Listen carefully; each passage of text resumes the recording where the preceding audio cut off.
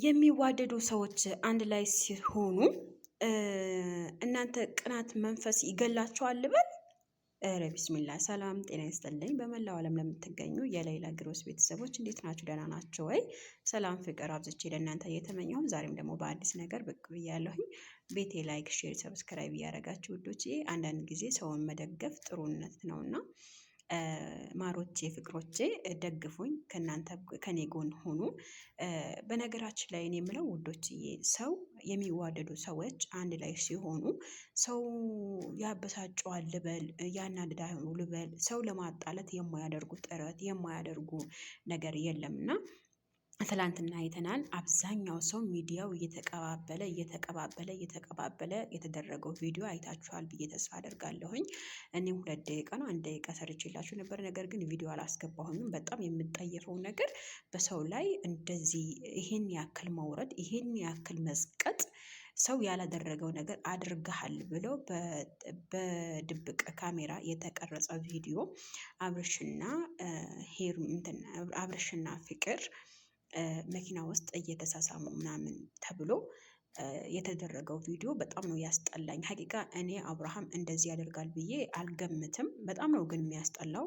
በነገራችን ላይ እኔ ኤአይ ነው ብዬ በጣም በትኩረት እያየሁት ነበር። ነገር ግን ኤአይ አይደለም፣ ትክክለኛ እውነተኛ የሆነ ነገር ነው ማለት ነው።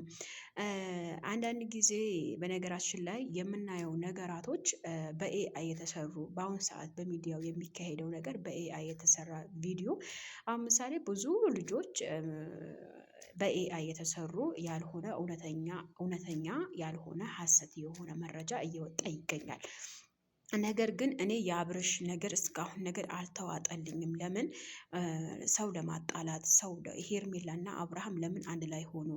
አብርሃምና ሄርሜላ ለምን ተዋደዱ ብለው ነው ይሄ የድብቅ ካሜራ። በእርግጠኝነትም የድብቅ ካሜራ እንዳለ ያውቃሉ። መቼም ቢሆን ይሄ ነገር ፍቅርና አብርሃም በመኪና ውስጥ ቁጭ ብለው ሲሳሳሙ ማን ነው የቀረጻቸው የሚለው ራሱ እናንተ አስተውሉ ማለት ነው። ሰው መቼም እነሱ እየተሳሳሙ ቀረጸን ምናምን ብለው አይቀርጹም። እና ደግሞ ይሄ ለሴት ልጅ ራሱ ክብር መንኪያ ነው ማለት ነው። እና የሰው ልጅ ለማጣላት አትሮጡ። እኔ መቼም ቢሆን አብርሃም እንደዚህ ያደርጋል ብዬ አልገምትም። ግንም ደግሞ አንድ የተጠራጠርኩት ነገር ነበረ።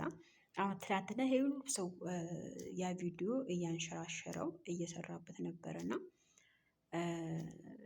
ለምን ወጥቶ መልስ አልሰጠም የሚለው የሆነ የቤት ስራ ሆኖብኛል ማለት ነው። ፍቅርም መልስ አልሰጠችም፣ አብርሃምም መልስ አልሰጠም በዛ ነገር ማለት ነው። እና ያ ነገር ደግሞ የሴት ልጅ ራሱ ክብር ይነካል እንዴ። እኔ ያልገባኝ ነገር በሰሞኑ ፍቅር ሄርሜላን ይቅርታ ተንበርክካ ነበር የጠየቀችው ማለት ነው። በዚህን ያክል ደረጃ ሰው ለማጣላት እና ሰው እንትን ለማለት እና ሰው ለማጣላት አትሩጡ ሰዎች ይሆይ እና በሚዋደዱ ሰዎች ላይ በመሀል ባትገቡ። ይሄን ያክል አብርሃም እና ሄርሜላ አንድ ላይ በመሆናቸው ያቃጠላችሁ ሰዎች ነው እንደዚህ የምታደርጉት ማለት ነው። በእርግጠኝነት 100% እኔ አብርሽ እንደዚህ ያደርጋል ብዬ ለደቂቃ ራሱ አላስብም፣ ላስብም አልችልም። ለምን ሄርሜላን ይወዳታል። በስንት መከራ ይቅርታ እንዳደረገችለት ያውቃል። ያ ደግሞ ጥፋት ካጠፋ ደግሞ መልሳ ይቅርታ እንደማታደርግለትም እስከ መጨረሻ እንደሚያጣትም ያውቃል። እና ደግሞ ይሄ ምን ማለት ነው? ሰውን ለማስቀየም፣ ሰውን ደግሞ ለመበጥበጥ፣ ሰውን ደግሞ እንደዚህ እንትን ለማለት ለመረበሽ ይሄን ያክል ቆርጣቸው የተነሳችሁ ሰዎች በጣም ነው የምታሳዝኑኝ። እና ደግሞ ይሄ ቪዲዮ የለቀቀው ሰው ማን እንደሆነ ለማጓጓሁኝ ማለት ነው።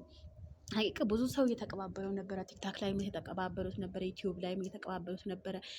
ያ ነገር ሲታይ ማለት ነው ሰው በሚዋደዱ ሰዎች ላይ ገብታችሁ የምታበጣብጡ ሰዎች ህይወታችሁ ነገ እንደዛ እንዳደረጋችሁት ነው የሚሆነው ማለት ነው። ስለዛ ሰውን ለማበጣበጥ ሰውን ለማጣላት አትሮጡ ማለት ነው። አብርሃምና ሄርሜላ ተዋቸው፣ ይኑሩባቸው፣ ይኑሩ ሀቂቃ ይኑሩ። ትክክል ነው። በነገራችን ላይ በኢትዮጵያ ላይ ያሉ መቼም ሰላም ሊያገኙ አይችሉም አብርሃምና ሄርሜላ ማለት ነው።